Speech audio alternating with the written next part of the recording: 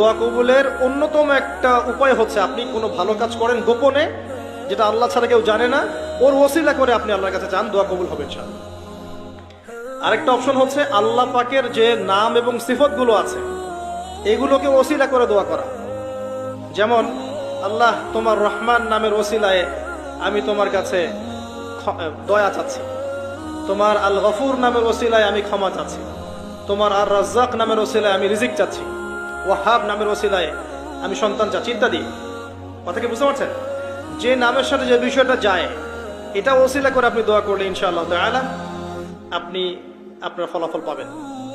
আর একটা সবচেয়ে বড় অস্ত্র শিখিয়ে দিচ্ছি, এটা আপনি আল্লাহ পাকের তাওহীদের ওসিলা দিয়ে দোয়া করেন। দোয়া করতে করতে আল্লাহকে বলেন, আল্লাহ তোমার তাওহীদের কালিমা লা ইলাহা ইল্লাল্লাহ এর ওসিলা করে তোমার কাছে আমি চাচ্ছি, আপনি পাবেন ইনশাআল্লাহ। যদি আপনার রিজিক হালাল হয়, যদি